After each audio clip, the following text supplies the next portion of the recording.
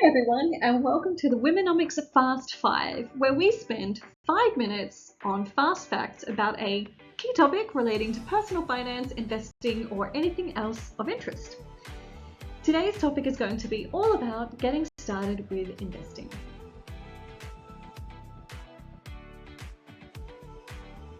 Now, when starting any investment journey, one of the key elements that you will need to establish at some point or another is what's called a chess account. Colloquially, it's also referred to as a trading account, but really what we want to know is, well, what is a chess account?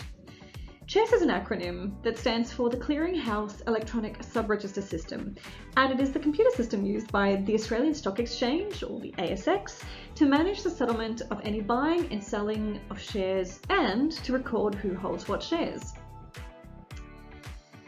Why do I need a CHESS or trading account? And that's a great question. The reason you need a CHESS account or a trading account is much like how you need a bank account. You have to hold your cash, or in this case your shares, somewhere. You can have them floating around in the ether on a different arrangement, which is called an issuer-sponsored holding. But a bit like having cash on a bank check or a check in general, it's not housed anywhere secure. So having a CHESS or a trading account means it's centralized, it's easy to access. If you need to update your details or you need to fiddle around, i.e. you need to buy or sell shares, that is what a CHESS account allows you to do.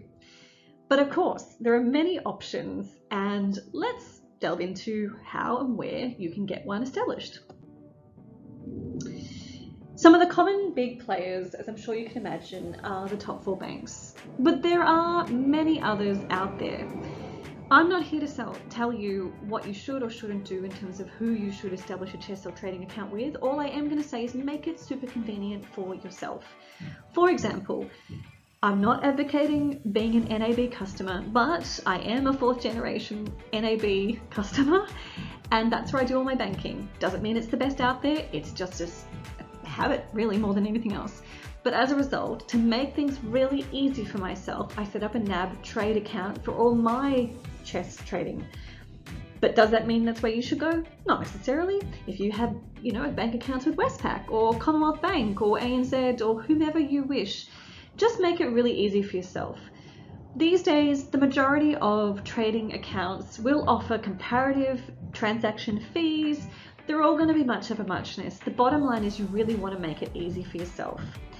Now, just as a quick summary or a quick note more than anything else, ANZ used to be ANZ E-Trade. It is now under CMC Markets, but you can still operate this account through ANZ. Commonwealth Bank offer ComSec. Bell Direct is under the branch Bell Potter, which is a big brokerage firm, but Bell Direct is their more, I guess if you will, cheap and easy brokering account. NAB Trade is with the NAB, and Westpac do Westpac Broking. Vanguard is a managed fund and an exchange-traded fund, huge investment firm. Without going into too much more details, they also offer a very cost-effective way to buy and sell any of their investment products. And there are many, many, many more out there. You don't have to get a CHESS or a trading account with one of the top 4 banks or Vanguard or Bell Direct. You might actually want to get a bit more sophisticated and instead approach directly what's called a broking firm. Now, a broking firm can be any number of different businesses. Some common names might be Macquarie Bank, JB Weir, RBS Morgans, or these days it's called Morgans Financial. Look, I don't want to go into the list of all the different various broking firms out there, but that's if you really want to get more sophisticated and have a dedicated investment advisor who can give you advice. You can access very complicated research, which can be very exciting and a lot of fun.